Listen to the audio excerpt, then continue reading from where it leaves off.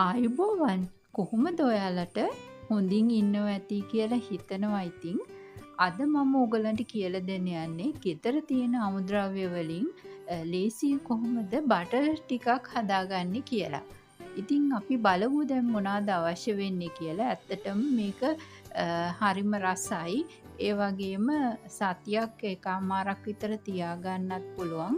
ඉතින් අපිට අවශ්‍ය වෙලාවට ගෙදර බටර් ඉවර වුණොත් එහෙම මේක හදාගන්නත් පුළුවන්. දැන් ඔයගොල්ලෝ මේ දකින්නේ අවශ්‍ය දේවල්. ඉතින් කිරිපිටි කෝප්ප 3 කාලක්, ඒ වගේම දිය කරගත්ත බටර් කෝප්ප කාලක්, ඒ වගේම සුදු පොල් තෙල් ඔයගලන්ට පාවිච්චි කරන්න පුළුවන් බටර් වෙනුවට. දැන් අපි මේ මිශ්‍රණය හදන්නේ මේ වගේ බ්ලෙන්ඩර් එකේ. බ්ලෙන්ඩර් ජාර් එකට අපි දාගන්න ඕනේ පිටි ටික, කිරිපිටි ටික, ඒ වගේම තෙල් ටික, ඊළඟට වතුර කෝප්ප 3න් එකක ප්‍රමාණය, ඊළඟට ලුණු ස්වල්පයක් එකතු කරලා මේක හොඳට බ්ලෙන්ඩ් කරගන්න ඕනේ. බ්ලෙන්ඩ් කිරීමේදී බ්ලෙන්ඩර් එක නවත්ත බ්ලෙන්ඩ් කරන්න. එක දිගට බ්ලෙන්ඩ් කිරීමකට ලක් කරන්න එපා. එහෙම වුණොත් බ්ලෙන්ඩර් එකට හානියක් වෙන්න පුළුවන්. පළමු විනාඩියේ අපි බලමු බ්ලෙන්ඩ් කරාම කොයි වගේද කියලා.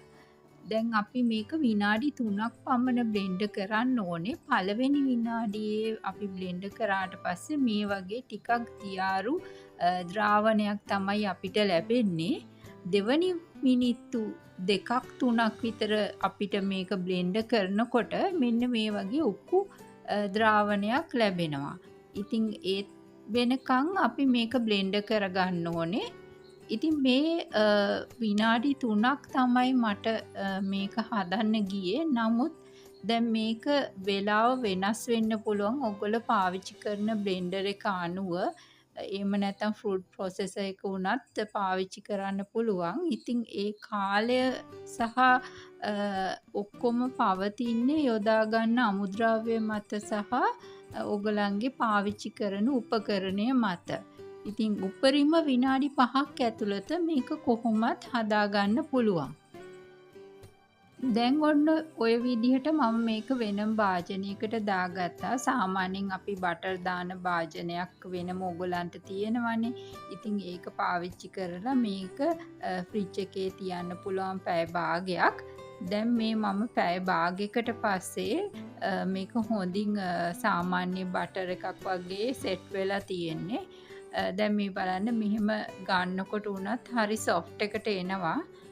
ඉතින් ඕගලන්ට මේක හදලා බලන්න පුළුවන්. මේක ඇත්තටම පාන් වලට ඒ වගේම බනිස් ඕන දෙයකට මේක පාවිච්චි කරන්න පුළුවන්.